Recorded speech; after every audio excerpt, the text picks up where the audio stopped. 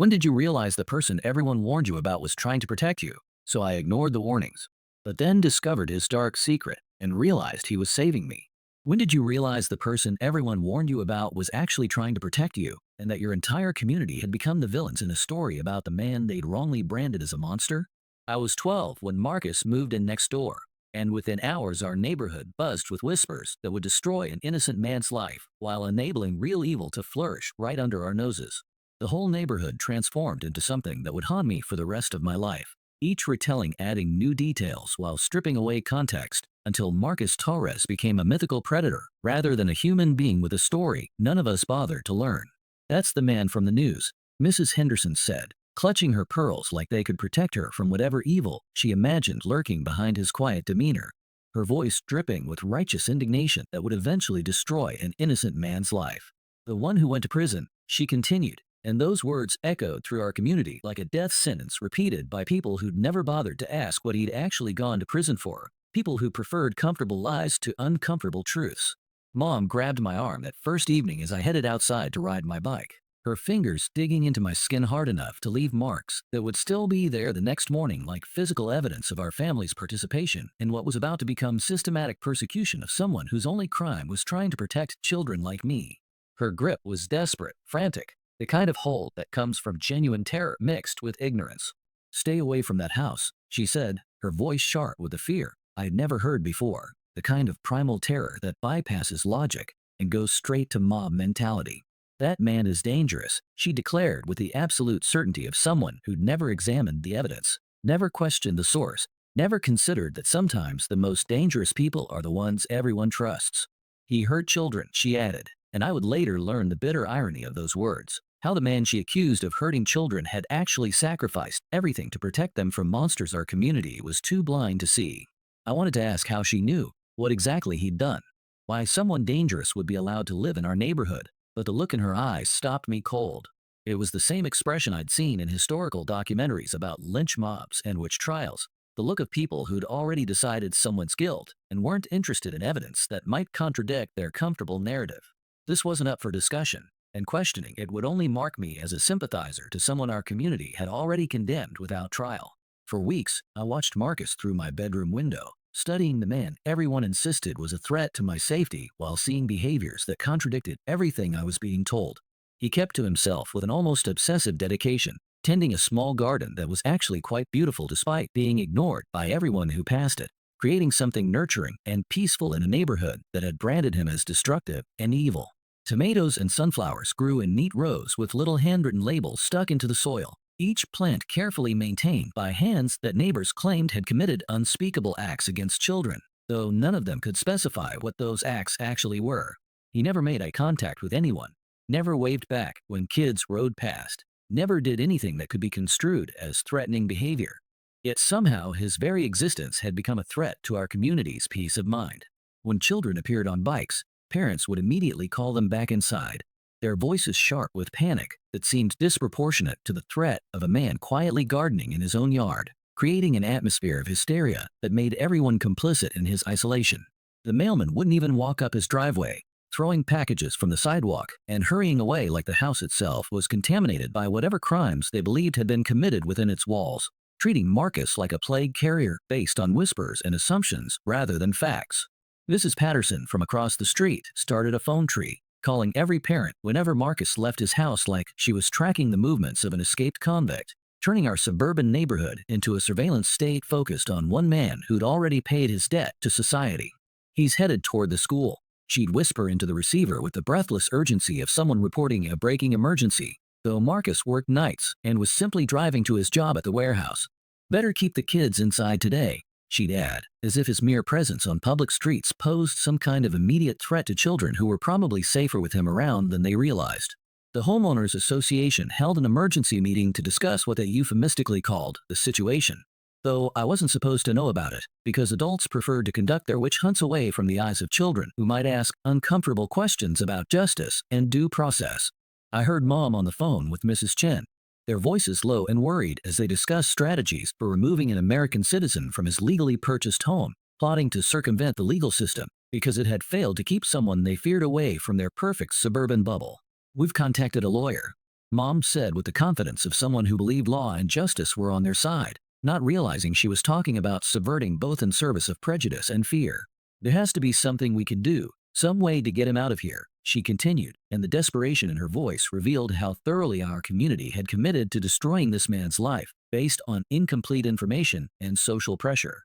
But apparently there wasn't anything they could do legally, because Marcus had served his time, whatever that time had been for, and he had every legal right to live wherever he wanted, even if that somewhere was right next door to families who'd already decided he was guilty of crimes they couldn't even name specifically. The frustration in the adults' voices when they realized they couldn't simply exile him revealed the ugly truth about our community. We were perfectly willing to destroy a man's life based on rumors and assumptions, but we weren't willing to do the work of learning the actual facts. But I noticed things others didn't, small details that made me question everything the adults were saying with such absolute certainty. Observations that would eventually lead me to understand the terrible truth about what we'd done to an innocent man. Like how Marcus would leave his porch light on until exactly 4:15 p.m. every weekday, which was precisely when I got home from school, creating a beacon of safety that none of us recognized as such. Even though he worked nights at the warehouse, I'd see him watching from his kitchen window as I walked up our driveway. And only then would the light click off like some kind of protective signal that he was ensuring I'd made it home safely. And how he'd suddenly appear to water his plants whenever the Parker boys followed me down our street, his presence causing those same bullies to mysteriously decide to take a different route home, providing protection that I didn't understand at the time, but would later recognize as the actions of someone who understood what real danger looked like. At first, I thought it was coincidence, but it happened too many times to be random, revealing a pattern of protective behavior that contradicted everything our community believed about his intentions. How his curtains would twitch whenever I walked past, not in a creepy way that made me uncomfortable, but more like a guard dog checking for threats, like someone standing watch over something precious and vulnerable in a neighborhood that had failed to recognize the difference between protection and predation. I started paying attention to his routine with the methodical curiosity of a child who sensed the adults around her were missing something important, documenting behaviors that would eventually reveal the truth about the man our community had branded as dangerous. Every morning at 7:30 a.m. sharp, he'd leave for his night shift at Morrison's warehouse, dressed in a simple blue uniform with his name embroidered on the pocket, the uniform of an honest working man who was quietly doing his job while our community plotted his destruction. He drove a beat-up Honda Civic that looked like it had seen better decades, the kind of car that suggested someone living modestly rather than someone with the resources to be planning elaborate crimes against children. The warehouse was on the other side of town, past the industrial district where most kids never went, making it an odd choice for someone supposedly focused on accessing children in our residential neighborhood. He'd return at 6 a.m. looking tired from his night shift, park his beat-up Honda in the driveway, and go straight inside without looking around or lingering in ways that might give the neighborhood watch groups something to document in their obsessive surveillance logs. On weekends, he'd work in his garden with the quiet dedication of someone who found peace in growing things, but the moment children appeared outside, he'd pack up his tools and disappear inside like he was more afraid of us than we were of him, avoiding any interaction that could be misinterpreted or reported to authorities as evidence of his supposed predatory nature. If a kid's ball rolled into his yard, he'd throw it back over the fence without coming outside, maintaining the distance everyone demanded while still participating in the small courtesies that made neighborhood life function. When Girl Scouts came selling cookies, he'd leave money in an envelope taped to his door with a note saying to keep the change, participating in community life while carefully avoiding any direct contact that could be twisted into evidence of inappropriate interest in children. Mrs. Henderson organized what she called safety patrols, turning our suburban street into something resembling a police state focused entirely on one man who was quietly trying to live his life in peace. Parents took turns walking the neighborhood, keeping an eye on Marcus's house like prison guards monitoring an inmate, documenting every mundane detail of a life they decided was inherently suspicious. They'd write down when he left, when he returned, who visited him, no one ever did, what packages he received, creating detailed logs of a man's daily existence as if routine activities were evidence of criminal intent.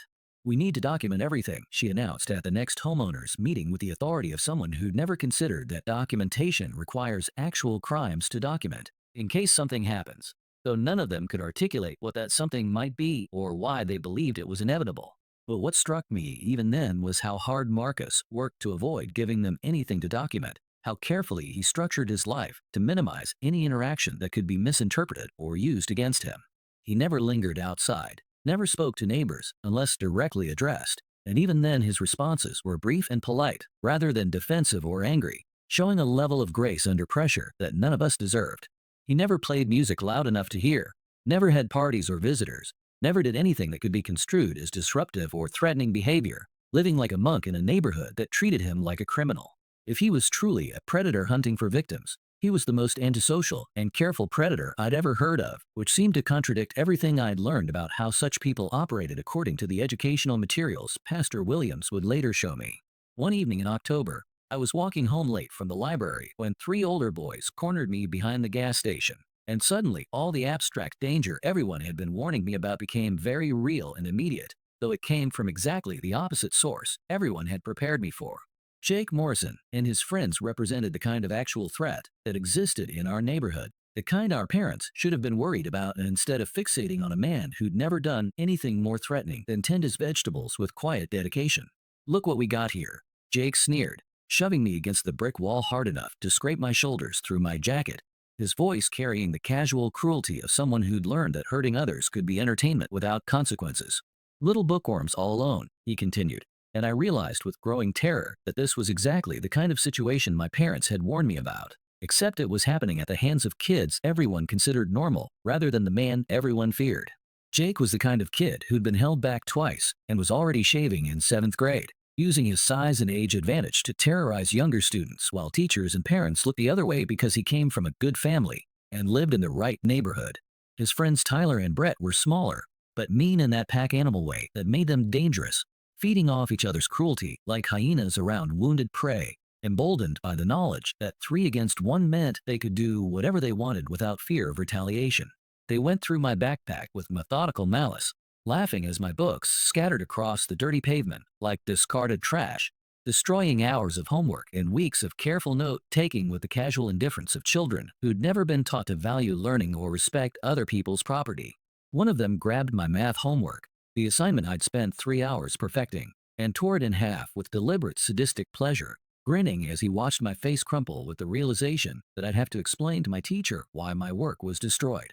Another kicked my water bottle, sending it rolling into the gutter, where it landed in a puddle of something that smelled like rotting food, contaminating the last clean thing I had left while they laughed at my distress. "Please," I said, hating how my voice cracked and revealed the fear I was trying to hide, "just leave me alone." Though I already knew they had no intention of showing mercy to someone they perceived as weak and vulnerable. The vulnerability in my tone only seemed to encourage them, like predators who'd caught the scent of weakness and were closing in for the kill, their eyes lighting up with the prospect of inflicting more pain and humiliation on someone who couldn't fight back. "Ah, little baby's going to cry," Jake taunted, shoving me harder against the wall while his friends laughed with the casual cruelty of children who'd learned that hurting others could be fun if you picked the right targets. The rough brick caught my jacket and tore a hole near the shoulder, physical damage that would require explanation to parents who'd specifically warned me about walking alone after dark, though they'd warned me about the wrong dangers entirely. "Maybe we should teach you some manners," Jay continued, his voice taking on an edge that suggested this was about to escalate beyond simple harassment into something that would leave permanent scars, both physical and psychological. "Show you what happens to freaks who think they're better than everyone else," he added, though I'd never thought I was better than anyone and had always tried to stay invisible to avoid exactly this kind of attention. Tyler pulled out his phone and started recording with the practiced ease of someone who'd done this before, who'd learned that digital humiliation could extend the impact of physical violence far beyond the moment it occurred, creating a permanent record of someone's worst moment for the entertainment of others. "This is going to be great," he laughed, pointing the camera at my face like a weapon designed to capture my fear and pain for later enjoyment. "We can put it online, show everyone what a loser you are," he continued, and I realized that this assault would follow me far beyond this dark parking lot, becoming a source of ongoing humiliation that would define my reputation for years to come. I closed my eyes, wishing I could disappear into the brick wall behind me or wake up from what felt like a nightmare that had somehow invaded my real life, but knowing that this was really happening and that no one was coming to save me from these predators who wore the faces of ordinary suburban children. That's when Marcus appeared, stepping out from behind the dumpster where he must have been taking out trash from the Chinese restaurant where he apparently worked a second job to make ends meet, emerging like an angel of protection in a moment when I'd given up hope of rescue. He didn't run or shout or announce himself dramatically like a superhero in movies, didn't call attention to himself or make a scene that might escalate the situation into something more dangerous for everyone involved. He just asked quietly, almost conversationally, "Problem here?" As if he was inquiring about a minor inconvenience rather than intervening in what could have been a life-changing assault. His voice carrying the calm authority of someone who dealt with real violence and wasn't intimidated by suburban bullies playing at being tough. His voice was calm, carrying none of the anger or aggression I might have expected from someone interrupting an assault in progress. But something about his tone, the way he held himself, the complete absence of fear in his posture, made the hair on my arms stand up with the recognition that real protection had arrived. Marcus wasn't a big man, maybe average height with a lean build. The kind of person you wouldn't notice in a crowd under normal circumstances, but the way he stood, the way he looked at the boys without blinking, suggested someone you really didn't want to test, someone who'd seen real violence and understood exactly how to handle bullies who preyed on the vulnerable. The boys looked up and I watched recognition flash across their faces like lightning illuminating a landscape they'd rather not see, their expressions changing from predatory confidence to sudden wariness as they realized they'd encountered someone who wasn't going to be intimidated by their numbers or their reputation. Jake's cocky grin disappeared instantly, replaced by the expression of someone who just realized they'd wandered into territory far more dangerous than they'd anticipated, his swagger evaporating like morning mist when confronted with someone who possessed real rather than imagined power. His friends took a step back, suddenly looking very young and very scared, like children caught doing something they knew was wrong by an adult who had the authority and willingness to impose consequences for their actions. "No problem, mister," Jake stammered, his voice completely different from the confident bully tone he'd been using seconds earlier. The transformation, so complete it was almost comical, except for the relief flooding through my body as I realized I was safe. The transformation was so complete it was almost comical, like watching a predator turn into prey in the space of a heartbeat, revealing the cowardice that lurked beneath his bullying persona when faced with someone who might actually fight back. "Good," Marcus said, his voice still calm, but carrying an edge that made even me nervous despite being on the receiving end of his protection, a quiet authority that suggested consequences would follow if they chose to ignore his suggestion. "Then I suggest you leave," he continued, and there was something in his tone that made it clear this wasn't really a suggestion at all, but a command that would be enforced if necessary. "Yeah," Tyler agreed quickly, stuffing his phone back in his pocket like evidence of a crime he suddenly didn't want to possess, his earlier eagerness to record my humiliation completely forgotten in the face of this unexpected intervention. "We were just leaving," he added, though they hadn't been planning to leave at all until Marcus appeared and changed the entire dynamic of the situation from predator and prey to something much more dangerous for them. Within seconds, all three of them were gone, leaving my things scattered everywhere and me standing there shaking from adrenaline and the sudden absence of immediate danger, trying to process what had just happened and who had saved me from what could have been a traumatic experience. Marcus knelt down and helped me collect my books, his movements gentle and careful despite the violence he just prevented, treating my scattered homework and torn notebook with the same respect he'd shown me throughout this entire encounter. Up close, I could see the deep sadness in his eyes, lines around them that spoke of sleepless nights and burdens too heavy for one person to carry alone, the weariness of someone who'd been fighting battles for longer than anyone should have to. His hands were gentle as he straightened the pages of my torn notebook, careful not to make the damage worse than it already was, showing more care for my schoolwork than the boys who destroyed it had shown for my well-being or dignity. "You okay?" he asked, handing me my backpack with the same careful consideration he'd shown my books, his concern seeming genuine and focused entirely on my well-being rather than seeking gratitude or recognition for his intervention.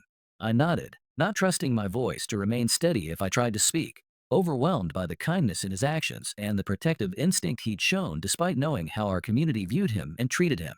The kindness in his actions, the protective instinct he'd shown despite knowing how our community viewed him, made me ashamed of every warning I'd heard about staying away from him, every assumption I'd accepted without question about his character and intentions.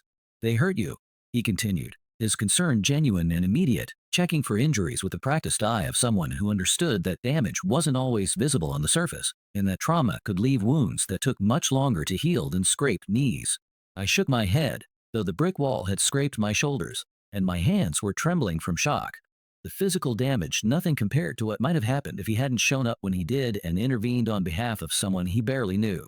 "Good," he said, standing up and brushing dirt off his knees with the methodical movements of someone accustomed to cleaning up messes that weren't his responsibility, someone who'd spent his life protecting people who would never thank him for it. "You should get home. It's getting dark," he added, the practical advice coming without lecture or demand for explanation. Just simple concern for my continued safety in a neighborhood where real dangers lurked in places our parents never thought to look. Thank you, I whispered, the words feeling inadequate for what he'd just done, unable to express the gratitude I felt for someone who'd risked his own safety and peace of mind to protect a child whose community had branded him as the very thing those boys had actually been. He nodded but didn't smile, didn't seek praise or recognition for what any decent person should do when confronted with bullies attacking someone vulnerable, just turned and walked back toward the dumpster with shoulders hunched like he was carrying the weight of the world. The next day, Mom was waiting when I got back from school, her face white with fury that suggested someone had provided her with information I wasn't going to like. And I knew immediately that someone had seen me with Marcus and reported this interaction to the neighborhood surveillance network that had been tracking his every movement for months. Mrs. Chen saw you talking to him, she said, her voice shaking with a mixture of fear and anger that seemed disproportionate to the crime of having a conversation with someone who just saved my life. I specifically told you to stay away from that monster. And the word monster hit like a physical blow, carrying years of accumulated prejudice and willful ignorance about a man who'd just risked his own safety to protect me from real monsters our community refused to acknowledge. But Mom, he just helped me, I started, trying to explain the context that would make her understand the disconnect between perception and reality. But she wasn't interested in context or explanation or anything that might challenge the narrative she'd already accepted as truth. Don't you dare defend him, she snapped with venom I'd never heard in her voice before. The hatred so pure and absolute it took my breath away and made me realize how thoroughly our community had committed to destroying this man regardless of evidence to the contrary. Mom rarely raised her voice and never used that tone with me, but the prospect of her child sympathizing with someone she'd been taught to fear had triggered a protective response that bypassed rational thought and went straight to pure emotion. You have any idea what kind of man he is? What he did to children before he went to prison? She demanded, though I would later learn she had no idea what he'd actually done, only what she'd been told by neighbors who also had no idea but were content to spread rumors as if they were facts. We drove to see Pastor Williams, who spoke about dangerous people and how they operated, pulling out educational materials that suddenly seemed more sinister than informative when used to reinforce prejudice against a specific individual. Predators are smart, Emma, he said, leaning forward with his hands clasped on his desk like he was sharing state secrets. They don't look like the monsters in movies. They look like friendly neighbors, helpful teachers, respected community members, and I realized he was describing Dr. Brennan perfectly, though none of us knew it yet. He pulled out a pamphlet from his desk drawer, one of those educational materials with pictures of smiling adults talking to children, designed to teach kids about stranger danger, but now being used to reinforce prejudice against a specific individual who just demonstrated the exact opposite of predatory behavior. They pretend to be kind to gain children's trust, he continued, pointing to illustrations that suddenly seemed designed to describe Marcus specifically rather than predators in general. They study kids' routines, learn their vulnerabilities, find ways to seem helpful. They position themselves as rescuers so children will trust them.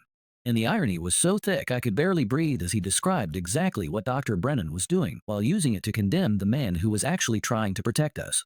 But he didn't offer me anything, I protested, clinging to the facts of what had actually happened rather than the interpretation being imposed on those facts. He just scared away some bullies and told me to go home, though I knew my words were falling on deaf ears that had already decided what they wanted to hear. Pastor Williams nodded gravely like this was exactly what he'd expected me to say, like my defense of Marcus only proved how successfully I'd been manipulated, his certainty so complete that no amount of evidence could shake his conviction about what had really happened. That's precisely what I'm talking about, he said with the confidence of someone explaining something obvious to someone too naive to see it. He positioned himself as your rescuer so you'd feel grateful to him, trust him, not understanding that Marcus had risked his own safety and peace of mind to help someone whose community had already decided he was the enemy. Weeks later, I decided to test my theory by taking a deliberate detour through Riverside Park, where older kids sometimes hung out smoking cigarettes and causing trouble, knowing that if Marcus was really watching over our neighborhood, he would somehow know I was there and in potential danger. It was risky. Mom had specifically forbidden me from going there alone, but I needed to know if my suspicions were correct, if the man everyone feared was actually the guardian angel our community desperately needed but refused to acknowledge. Sure enough, Jake Morrison and his crew were there, sprawled on the picnic tables near the basketball court like predators claiming territory, and they spotted me immediately with the predatory instincts of bullies who could sense vulnerability from across a playground. Well, Jake called out, flicking his cigarette toward me with casual contempt. If it isn't our little friend. And I tried to keep walking, but they surrounded me with practiced efficiency, blocking the path back to the street and cutting off any escape routes with the teamwork of experienced hunters. My heart was pounding, but I kept my expression neutral, refusing to give them the satisfaction of seeing my fear while silently hoping that my theory about Marcus was correct and that help was coming. "You look scared," Brett observed with a grin that revealed how much he enjoyed having power over someone weaker. "Maybe we should walk you home. Make sure you're safe." The mock concern in his voice making it clear that safety was the last thing on his mind. They started closing in, and I genuinely began to panic, wondering if I'd been wrong about everything. If Marcus really was a predator, and I'd just put myself in danger to prove some stupid point about human nature and community judgment. What if he wasn't even watching our neighborhood as carefully as I'd thought? What if he wasn't aware I was here and wouldn't come, even if he was the protective figure I'd convinced myself he was? That's when I heard footsteps behind me, measured and calm in a way that cut through the tension like a knife, and I knew without turning around that my theory had been correct, that the man everyone warned me about had indeed been watching over me. "There's my neighbor," Marcus said casually, like we were old friends who'd planned to meet at the park rather than a frightened child and her unlikely rescuer, his voice carrying the easy confidence of someone who'd handled situations like this before. "Ready to head home, Emma?" Jake and his friends immediately backed off, not running this time, but moving away from me with the sudden urgency of people who'd recognized a threat they weren't prepared to face, their earlier bravado evaporating like morning mist when confronted with real authority. They didn't scatter like they had behind the gas station, but they gave Marcus the kind of respectful distance that suggested they'd learned something from their previous encounter with him, something about the difference between targeting vulnerable children and facing someone who might actually fight back. Yeah," I managed, my voice only shaking a little despite the adrenaline coursing through my system. "Ready." And Marcus walked beside me in comfortable silence until we reached the edge of the park, his presence both protective and non-threatening in a way that contradicted everything I'd been told about dangerous strangers. Then he stopped and said something that changed everything I thought I knew about the situation and made me realize that he understood far more about my motivations and behavior than I'd realized. "That was reckless," he said quietly, without looking at me, his voice carrying disappointment rather than anger. "You put yourself in danger to see if I'd show up." And the accuracy of his observation hit me like a physical blow. I stared at him in shock, wondering how he could possibly have known what I was doing when I'd barely understood it myself, when I thought I was being clever and subtle in my investigation of his character and intentions. "How did you?" I started, but he cut me off with a kind of gentle authority that suggested experience with situations like this, with people who tested boundaries and made dangerous choices in pursuit of answers. The next Saturday, I approached the fence between our yards. "You said I could ask," I said. Marcus set down his gardening tools and gave me his attention. "Why does everyone think you hurt children?" His face went still. For a long moment, he didn't answer. Then he sighed deeply. "Because I did hurt someone," he said finally. "Just not the way people think." Before I could ask what he meant, Mom's voice cut across the yard. "Emma Marie Johnson, get away from that fence right now." That evening, she explained that talking to minors was a parole violation that could send Marcus back to prison. Late one Thursday night, I heard shouting from Marcus's yard. 3 men surrounded him on his front lawn, bigger than him, faces twisted with anger. "We know what you did," one yelled, shoving Marcus backward. "Kids aren't safe with you around." Marcus just stood there, taking every insult without fighting back. "I understand why you're angry," he said quietly. "I understand why you don't want me here." Marcus looked up directly at my window, and our eyes met. I saw exhaustion, the bone-deep tiredness of carrying a burden too long. "I've never hurt a child," he said, still looking at my window.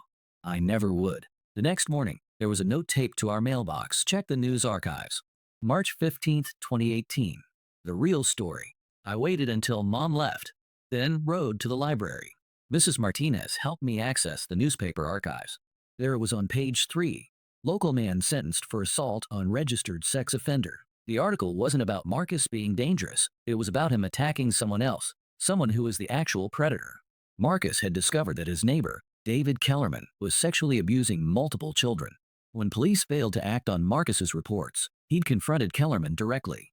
The confrontation turned violent, and Marcus was arrested for assault. But Detective Sarah Mills was quoted. "While Mr. Torres' actions were legally wrong, his persistence likely prevented further victimization.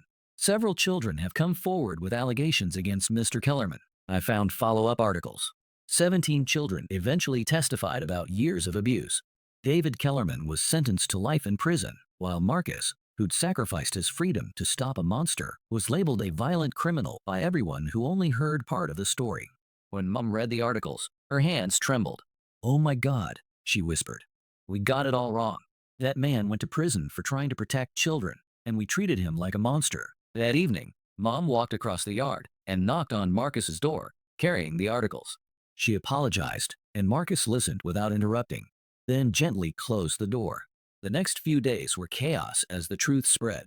Some neighbors refused to believe it, but when Pastor Williams confirmed the story, even Mrs. Henderson had to accept reality. Within a week, police cars appeared again, but this time to raid Dr. Brennan's house 2 doors down. Dr. Brennan, who'd positioned himself as a child safety expert, hosting workshops about protecting children from predators like Marcus. Dr. Brennan, who'd started an after-school tutoring program at his house. Dr. Brennan, who'd been corresponding with David Kellerman in prison, continuing his mentor's work. When police raided his house, they found hundreds of images and videos documenting abuse of at least 12 neighborhood children, including my friend Jenny. That's when everything clicked. Marcus hadn't just been avoiding children. He'd been watching Dr. Brennan, gathering evidence again, but this time working smarter. The manila envelope Detective Mills collected from Marcus contained 3 years of documentation, photos, behavioral observations, even recordings of conversations between Dr. Brennan and Kellerman. "He's been working on this case for 3 years," she told reporters. "Mr. Torres provided the key evidence for our prosecution." That night, I found Marcus in his backyard, staring at the police cars. "You knew?" I said. "This whole time you knew he was hurting kids?" "I suspected from the day he moved in," Marcus admitted. "Kellerman had mentioned him in letters. Why didn't you report him immediately?" "I did, multiple times. But I'm a convicted felon reporting on a respected psychiatrist." Who do you think they believed? Over the following weeks, our neighborhood transformed. Parents who'd crossed the street to avoid Marcus brought apologies and baked goods. Mrs. Henderson organized an apology campaign, sobbing on his porch about ruining his life. But Marcus never showed anger, declining fundraisers and recognition.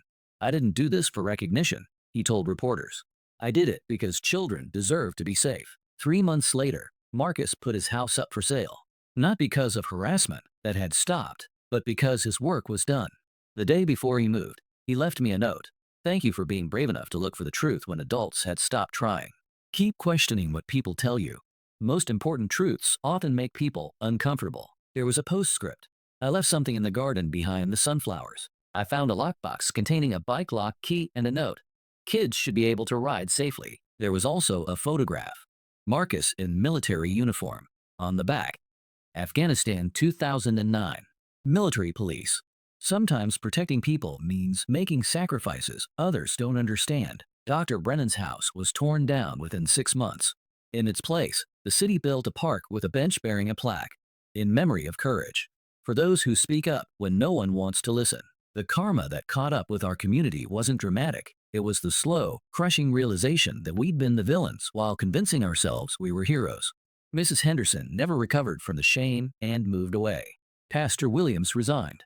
Mom struggled with depression, haunted by how her protective instincts had been weaponized against someone who shared her desire to keep children safe. During Dr. Brennan's trial, recordings revealed his contempt for our community. "These people are so stupid," he'd told Kellerman. "They're so busy watching your replacement that they never look at me." The betrayal was complete. He'd used our prejudice against Marcus as both shield and weapon. Now I'm 25, working as a social worker, specializing in child protection. Marcus's story has changed how I approach every case, teaching me to look beyond assumptions and pay attention to dismissed voices. Because sometimes the person everyone warns you about is the only one telling the truth. Last month, I received a letter with no return address, a newspaper clipping about an exposed trafficking ring, and a note in familiar handwriting. Some fights never end, but they're always worth fighting. Stay safe. Keep asking questions. A friend, I hope Marcus is still out there, watching over children who need protection, making sacrifices others will never understand. The world needs more people like Marcus Torres, people who see danger others miss, who sacrifice everything to protect the innocent, understanding that sometimes being the person everyone warns you about is exactly what you need to be.